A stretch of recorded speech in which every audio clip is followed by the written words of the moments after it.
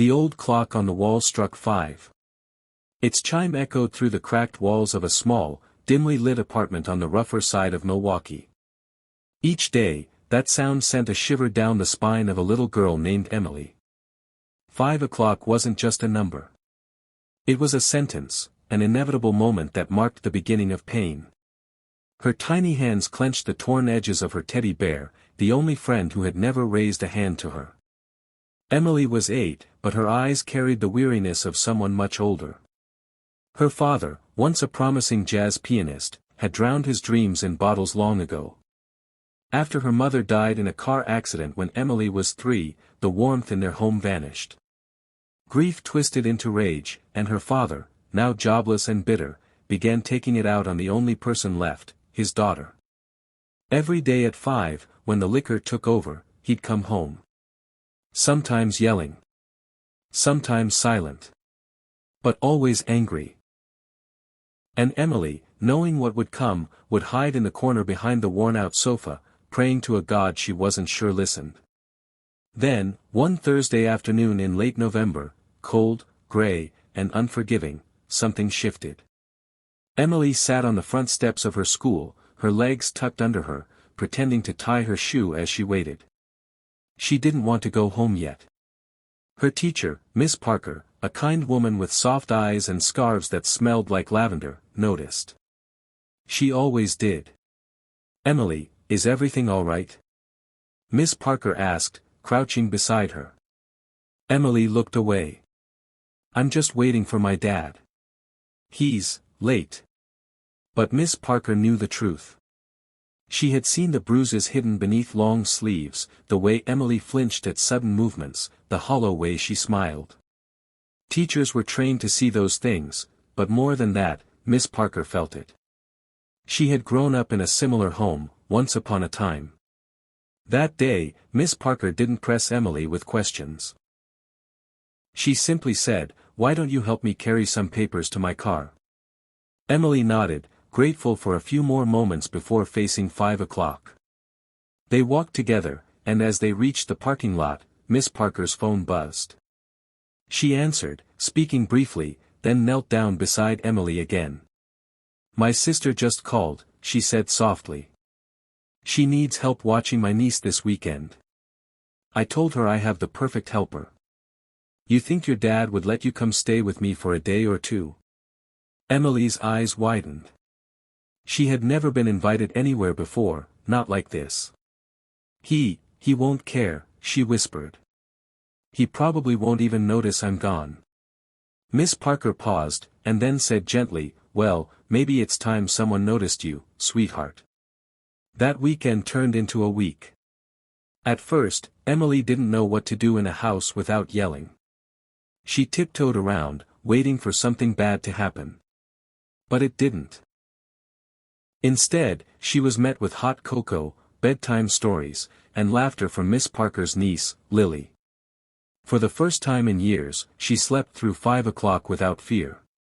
It was on the third night that Emily whispered something that made Miss Parker's heart nearly stop. "Is this what love feels like?" Miss Parker had to excuse herself and cry in the hallway. With careful steps, Miss Parker involved social services, school counselors, and eventually the police. Emily was placed into foster care, but this time, not with strangers. Miss Parker, unmarried and with no children of her own, made the brave decision to fight for custody. She wasn't wealthy. She wasn't famous. But she had something Emily had never truly known, unconditional love. The court process was long and filled with obstacles, especially with Emily's father initially denying all accusations. But time, and truth, has a way of revealing everything. The turning point came when Emily, barely 9, took the stand. She wore a navy dress and held her teddy bear tightly as she spoke, not with hatred, but with honesty. "My daddy used to be good," she said. "But then he got sad. And then he started hurting me. And I thought maybe I was bad, and that's why. But Miss Parker told me I wasn't. She said I was worth loving. And I believe her." The courtroom was silent. Even the judge wiped his eyes. Emily's father was ordered into rehab and counseling, and parental rights were terminated. Miss Parker was granted full guardianship. But the miracle wasn't just a courtroom decision. It was what came after. Emily began to blossom. She joined the school choir, took up painting, and even started mentoring other children who had faced abuse. With Miss Parker by her side, she discovered a resilience she never knew she had. At 12, she stood before her school and shared her story at an assembly for National Child Abuse Prevention Month. She ended her speech with a quote that left the audience in tears. "You don't have to be someone's mother to be their angel. Miss Parker wasn't trying to save me, she just cared. And sometimes, that's all it takes to change a life forever." Years passed. Emily grew into a compassionate, confident young woman. At 18, she received a scholarship to study psychology. Her goal?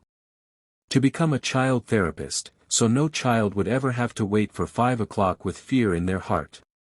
On her graduation day, she took Miss Parker's hand and said, "You gave me more than a home. You gave me a chance. Now it's my turn to be someone's miracle." That evening, as they celebrated with cake and stories, Emily placed a framed photo on the mantel. It showed her at age 8, holding her teddy bear, standing next to Miss Parker with a shy but hopeful smile. Beneath it, the inscription read, "From broken to brave, because one person cared." And that was the miracle. Not a lottery win. Not a dramatic rescue. Just one woman, choosing to notice, choosing to act, choosing to love. In a world that often feels too busy, too loud, and too cruel, that kind of love is the quiet revolution. It doesn't arrive with fanfare or applause. It arrives when someone listens. When someone stays. When someone reaches out a hand at 5 o'clock and says, "You don't deserve this. Let me help you see the sunrise again." Because sometimes, the smallest acts of compassion create the biggest miracles. And for Emily, 5 o'clock would never again mean fear. It would mean coming home.